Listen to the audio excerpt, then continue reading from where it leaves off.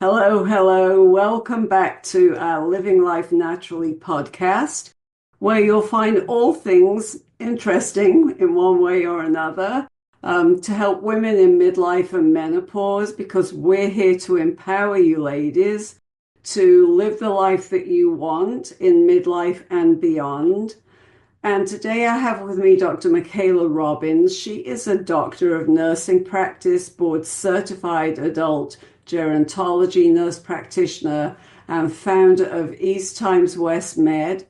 She has over a decade of experience in medicine with a background in hormone health, very important to us in this stage of life.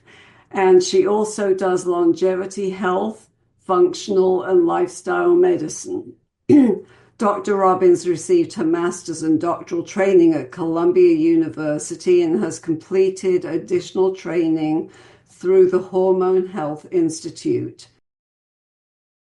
As well as that, she's been through the Institute for Functional Medicine and the American College of Lifestyle Medicine, so she brings a lot to the table. And prior to founding East Times West Med, she led functional wellness, direct patient care, as well as the longevity coaching program at Modern Age Upper East Side, New York City.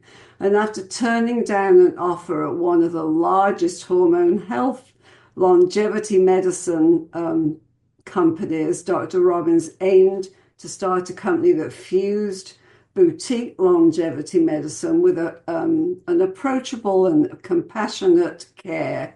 And at East and West Times Med, she sees patients in New York, New Jersey, and Florida focused on health optimization and hormone balance.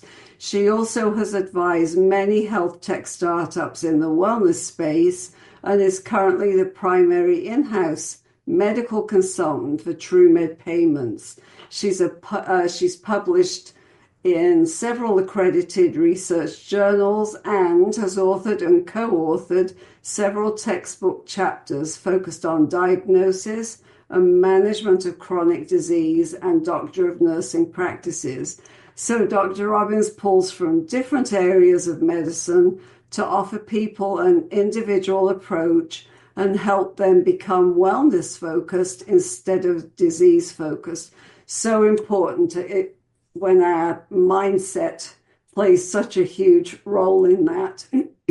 It's so important to get our focus right. So welcome, Michaela, to our, as I can hardly speak, welcome to our podcast today.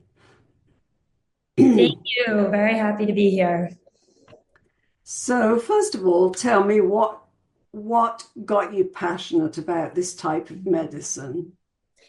So to backtrack, I started my medical career at one of the largest hospitals in Manhattan, and working in the hospital setting, very cookie cutter, very much textbook related care. You had a disease, we fixed the disease with a very specific protocol, and everything was just focused on chronic disease management and making sure that you were not sick. And I just felt like medicine shouldn't be so black and white. We should be focusing a little bit more on how we're feeling instead of just making sure that we're just hitting those bare minimums. So I ended up transitioning more into lifestyle medicine and aging wellness and working with a lot of patients who were either in menopause or perimenopause, lots of female patients at my next practice. And, in that practice, I sometimes found that we were not necessarily giving these patients patient-centered care either. We were working a little bit more on textbook menopausal care. We were working on aging wellness just superficially, when sometimes we just need to work on the inside out.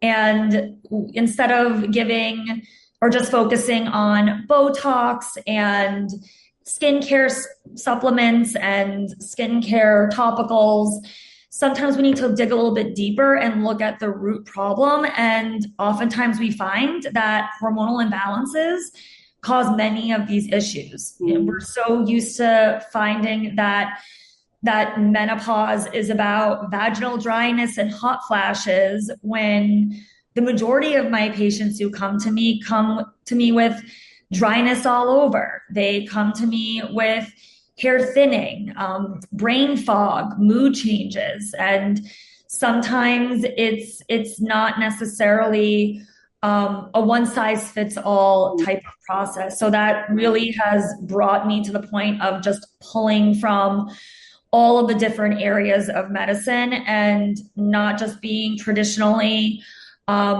Eastern medicine, not necessarily traditionally Western, and just pulling with whatever fits for that patient so that you're feeling good and managing the symptoms that for you are impacting your ability to age well.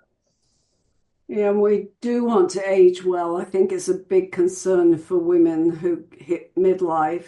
I've seen it in my own family when you're kind of looking and thinking, where did all that come? And I know for me, one of the biggest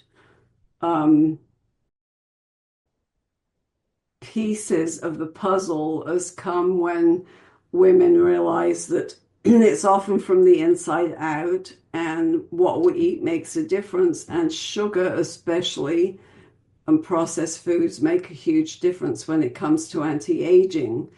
But what do you find is the common misconception about anti-aging in menopause? So I think the biggest thing, and I've seen this across the spectrum, working in the hospital setting to more longevity practices, is that we think of perfection as being the goal. And anti-aging is not a thing. We can't reverse time. We can't stop time. Some of these changes are here to stay. And we really need to start embracing that feeling and that expectation that, aging is a natural way of life. And the anti-aging and longevity culture tries to instill in you that you can truly look and feel young again and be young forever. And it's just not medically realistic. And anyone that tells you otherwise is just looking to profit on a vulnerable population like menopausal women. So, at the same time, that doesn't mean that we can't do anything about it.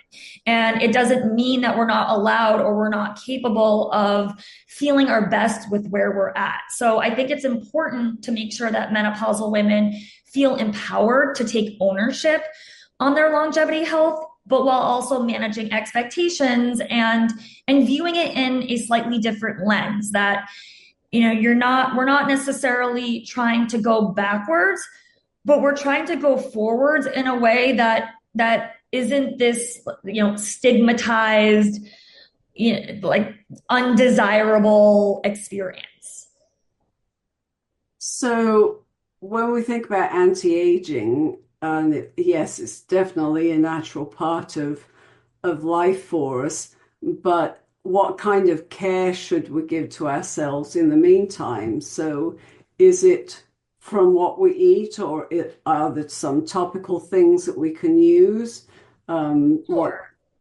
Yeah. It's very multifactorial. And I think, sometimes, like, another misconception that I hear a lot from patients, they'll come to me looking for that one thing. Like, what is this magic pill or magic product or therapy that is going to make me feel young again? And it almost never works like that. Oftentimes it's this multifactorial process that we have to pick and choose from and decide which areas are we willing and wanting to invest in to feel our best. And obviously, lifestyle is the foundation of that. So physical activity is first line in the management and prevention of virtually all chronic conditions, but also better mood, better energy, better skin.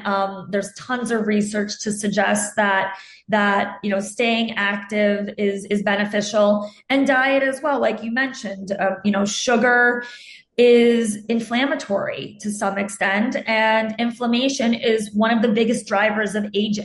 We oftentimes, I sometimes refer to sugar as an inflammator, because it wreaks havoc on our cells. So these elements are super important, but they're just pieces of the puzzle. We want to also look at hormones as well. And not just the hormones that we're used to. We think in menopausal women that estrogen is the only thing that's impacting our lives, when there's a whole slew of other hormones that shift way before we become menopausal. Testosterone, for example. We think of testosterone as a male hormone because men just produce so much more of it than women do, but there's a reason that women do produce testosterone too. And the amount that we produce it serves a purpose for us. So we start losing our testosterone in our 30s, so way before we're menopausal. And so oftentimes when women come to me with what they think are menopausal symptoms that are making them feel older or not like their young self, oftentimes it ends up being testosterone that's the culprit, like especially with metabolism. Like lower abdominal belly fat that's harder to get rid of, or changes in muscle fat composition, mood, energy, sex drive. We when we think of like anti-aging or longevity health, we oftentimes think of beauty, but what about our sex drive? That's something that we just think as women, as we get older, is supposed to just diminish, and that's not the case. So, looking at our hormones, and not only how diet impacts our hormones, several studies suggest that an elevated hemoglobin A1C or improper sugar metabolism can impact testosterone and vice versa. But also just helping to support that as well. The hormones, lifestyle, mindfulness, stress is heavily linked to cortisol, which is heavily linked to sugar imbalances. Like it's all interconnected. I could go on and on about it, but it's really about looking at all of the different pieces of the puzzle and connecting the dots, and then looking within yourself to decide which areas of these am I willing to work on to better myself. So, in thinking back about testosterone, how does a woman find out what her hormone levels are when it comes to testosterone, and then what kind of treatment would you give them for it? Yeah, so testosterone, we would first want to do an assessment just to see if you have any of the red flags. Now, sure, most women do have manifestations of low testosterone as we get older. It's funny that as women get older and we start noticing some of these signs like lower sex drive, those metabolic changes I mentioned, like weight gain or trouble losing weight, feeling down, feeling tired, those are things that we oftentimes just attribute to just old age or getting older. And, I feel like that's a very dismissive thing to say, because we want to really, as women, understand our bodies and what's actually going on. So we look at those warning signs, but irregardless, you could feel fine and have low testosterone, because it is a natural part of aging. Every woman goes through it. And then we do blood work. And if we see that your testosterone levels are on the lower end, and I highly recommend seeing somebody who recognizes testosterone in women. It's not something that is universally addressed with endocrinologists, gynecologists, and partially because, interestingly, in nursing school, medical school, testosterone in women is typically not taught and not addressed.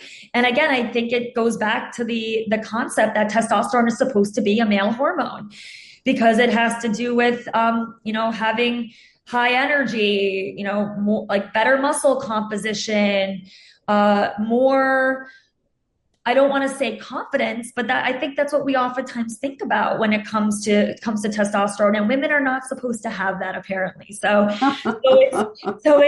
it's not taught, and because it's not taught, and there's so many clinicians find that this is an area that's unknown to them, they don't necessarily address it appropriately. So first and foremost, I would speak to somebody who is trained in addressing suboptimal testosterone levels in women. And if they are functionally low, which I would suspect they would be in most menopausal women, there's a lot of ways to treat it. And there's a whole spectrum. There are certain lifestyle factors, like there's some early research that suggests that diet, whole food, plant-based diet can help rebalance those hormone levels.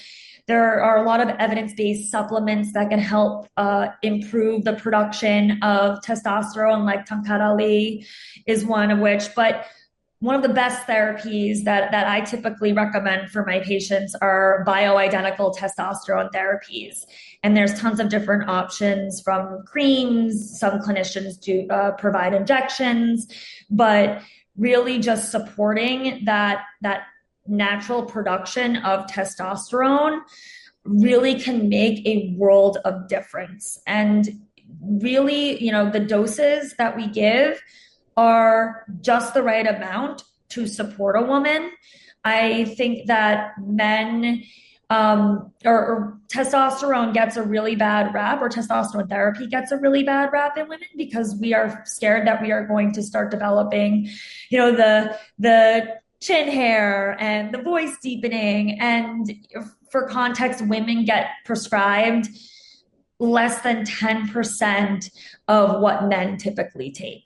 So it's a completely different animal, and it really can make the world of difference in women, particularly menopausal women.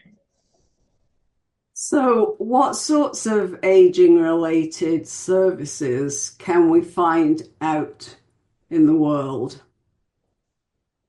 I'm sorry, say that again. Yeah, what kind of anti-aging related services are there out there, and which ones should we be looking for to be the best option for us? So the biggest thing that I try to stress is that it's so personalized. It's really important to get a good assessment and a good workup to really drive what will create results for you. So first, figuring out which hormones are out of balance and then tweaking those, looking at a metabolic panel, seeing if there's any chronic inflammation that's playing a role. Because, for example, one person might see tons of results on anti-inflammatory therapies if their inflammatory markers are elevated compared to somebody who does not. So really having targeted treatment plans is crucial to really seeing results in the aging wellness space, or with anti-aging goals. That being said, I always recommend that my patients also have some adjunctive therapies that help support the tailored therapies that we do, some of which would be a great skincare protocol.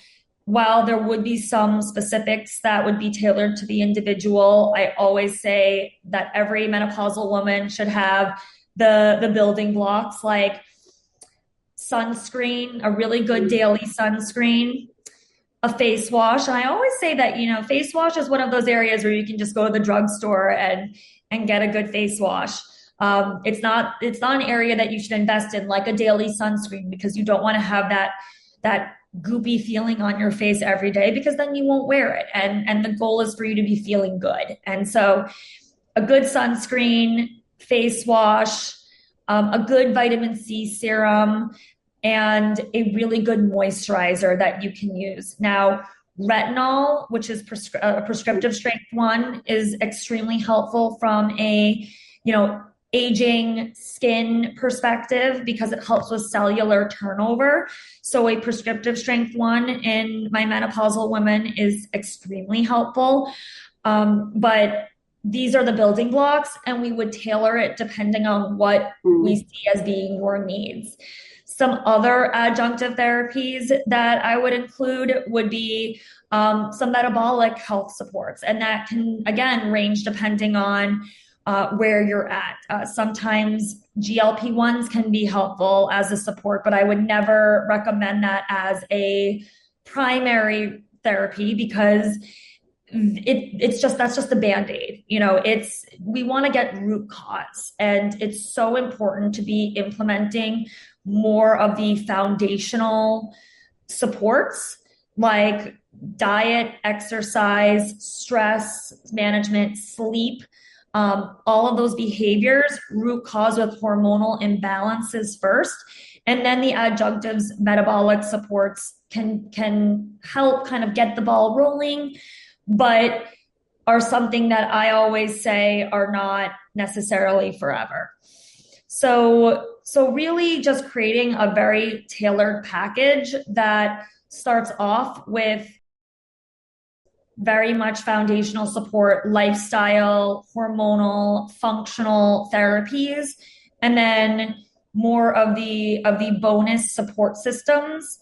That to me is a perfect packaged protocol for longevity servicing, especially for my older women.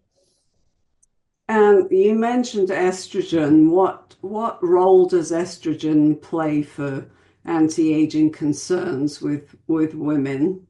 For sure. So estrogen, I said before that we oftentimes think of estrogen as a hormone that once it drops in menopause, you start developing hot flashes, night sweats, vaginal dryness, like the very stereotypical menopausal symptoms. But it really plays a much bigger role than that and can really make you not feel so great. Prior to menopause, estrogen levels are supposed to rise right around the time of ovulation because it's getting you ready for the release of an egg. And in turn, you start feeling good. Your energy levels start to rise. Maybe your libido is up. You're more energetic. You can think more clearly because the goal is for you to want to have sex around the time of ovulation and get pregnant. So that being said, when the ovaries start having a mind of their own and start, deciding that they're retired and they're not going to start producing estrogen anymore, then you start having these perpetually lower levels of estrogen. And it's not like a steady decline. It's more of like a roller coaster where you're going up and down, up and down, up and down. So you start seeing these mood swings. You can see, just a ton of brain fog, sometimes even some weight gain, even dryness in your throat, your nasal mucosa, like your nasal passageways, your skin. Collagen production starts to decline. So really, in theory, as you get older and you start presenting with some of these skin changes, as well as some of these mood changes in the lower energy, while some of these adjunctive functional therapies can be super helpful, if we can support your estrogen and really get your estrogen to a better place where you're no longer at that chronic low state, you'd be surprised how well you feel, both internally with your mood, with your thought processes, with your ability to kind of get through the day and not feel like your feet are dragging. And then on the outside as well, with better skin, better hair quality, better nail strength, just really a systemic improvement. So if you could give our ladies, our listeners, just one or two of the biggest tips that would help them going through menopause, perimenopause, even into postmenopause? If you could generalize, what would that be? So the first would absolutely be, don't just sit around and deal with it. It's while it, like I said, it's quote unquote normal, it's expected, it's a natural part of life that I, had mentioned that it's something that you should embrace. Embracing it doesn't mean, doing nothing and accepting it either. So I highly encourage anybody who is experiencing either perimenopause, postmenopause, some warning signs, go see a practitioner. See somebody who will listen to you. See somebody who is action oriented and solution oriented and willing to listen and put in the work to start getting you feeling good. Not necessarily turning back time, but making you feel your absolute best with where you're at right now. So that's the number one thing that you can do. The second thing that I would recommend is also, finding community. I think some of the best support that you can get is, studies have shown that one of the best things that you can do for your health is have a support system in place. And finding communities, whether it's in Facebook groups or your friends or your family, especially women who are going through it with you, for tips and tricks and just somebody to listen to you, somebody who knows the best fan to use for sleeping at night when you're having hot flashes, somebody who has, is having a really rough day and wants to go do something for self-care and is looking for a buddy, somebody who is finding that, getting on their stationary bike every morning is really helping with their energy levels and wants to find an accountability buddy. Having that support system in place is really going to do wonders, whether you seek additional treatment or not. And I find that my patients who do have that support system thrive so much more than the ones who feel like they have nobody else to turn to but their provider. So I believe that you have an offer for people for a free consult. So if you'd like to share that with us, that would be great. Yeah, so I do free phone consults just to discuss general concerns and what you're looking for to make sure that we're a right fit. And for all listeners today, if you fill out a form and book a free phone consult and mention that you're a listener, we'll add an extra 10 minutes to your call to address any additional concerns that you might have and see a best path forward with me. Great. And where is the best place for people to get hold of you? So you can visit my website, eastxwestmed.com, or you can see me on social, drrobbins.np on Instagram, and we have a Facebook page, eastxwestmed as well. Awesome. I really appreciate you coming on today and sharing all of those insights with us. Trying to navigate through menopause, for some people it's more difficult than it is for other people. And I think having the tools out there to do it is just so important. So I thank you for giving us some more insights to help everybody. Absolutely. It's always a pleasure. Thanks. You have a wonderful, wonderful day. Thank you. You too. Bye. You have been listening to the Living Life Naturally podcast, where we're on a mission to inform, inspire, and encourage women to live their best life confidently, joyfully, and freely from what's been holding them back. For show notes and free resources, visit holistic-healthandwellness.com.